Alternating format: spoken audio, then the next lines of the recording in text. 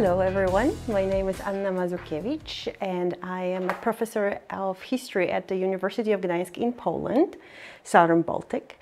I am the deputy chair of the International Border Studies Center at the University of Gdansk. I am also the past president of the Polish-American Historical Association.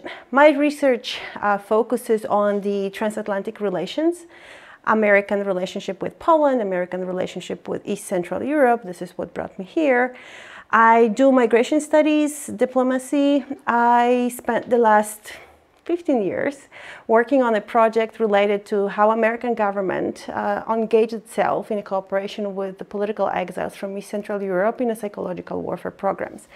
And this is what allowed me to integrate really the different areas of my interest: migration, media, diplomacy, intelligence. All of these studies are now part of the project that I am about to complete next year. What I'm doing here right now is I'm trying to finish work on my next book, which is related to the history of the Free Europe Committee.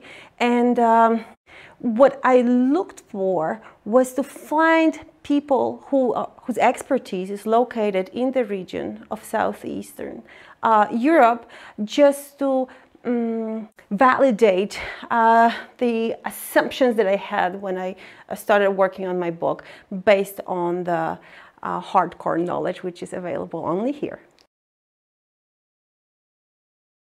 Before arriving to Regensburg, I had an impression that I'm coming to this quiet South German city, to the regional university, with the strong cultural influences and historical contacts with maybe northern Italy.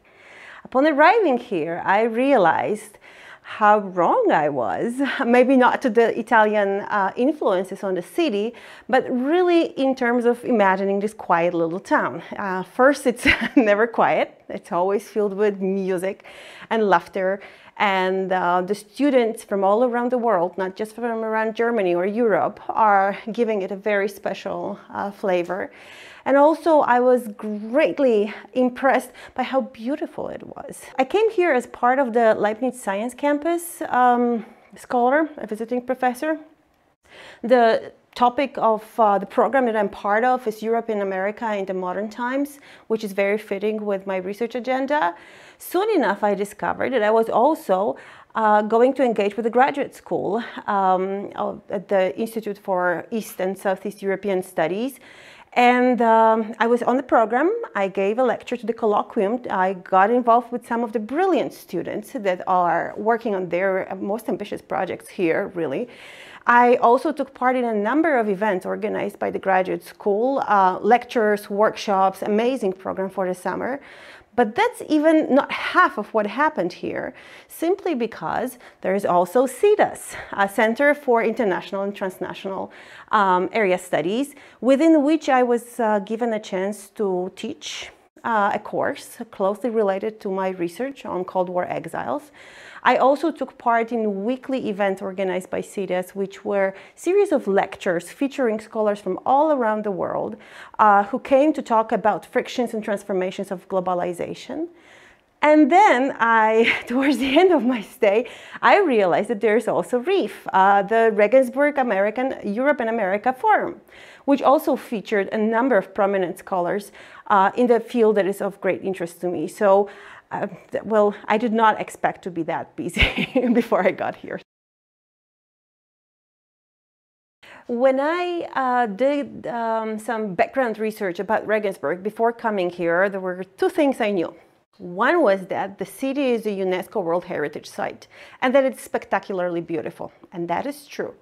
The other thing I knew about it is that it's an academic city, and there are, Europe-wise, the ratio between students and bars is the most favorable to the student nightlife here rather than any other place in Europe. I live in the heart of the city, in the building that was constructed in the 13th century, which is stunningly beautiful, and it's right in the heart where the action happens. The action might be a festival, the action might be tourists swarming by, the action might be the downstairs restaurant that plays music until 2 a.m. I love it, okay? Now, when it comes to the beauty of the city, it's not just the historical architectural heritage, it's also the beautiful parks all scattered all around the Donau. And the students who are taking great advantage of these facilities, sitting on the banks of the Donau, obviously with a slice of pizza and ein helles, because otherwise it doesn't count. Wonderful areas to stroll, wonderful ideas to hide away with your book and do some research. Wherever I go, whenever I left the beautiful apartment and just to go for a walk or just before the sleep, I was surrounded with music.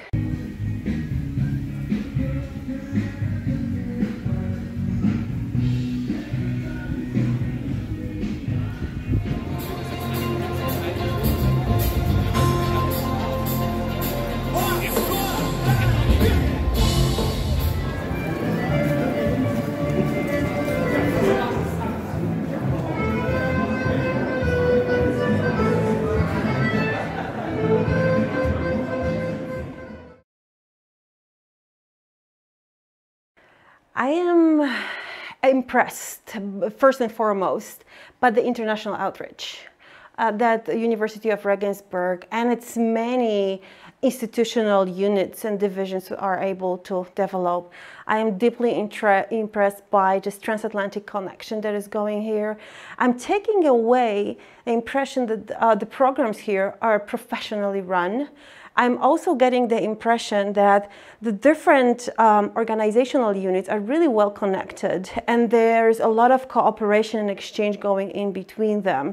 I also noted that there is a tremendous amount of expertise and inspiring research agenda for the study of South and East Central Europe.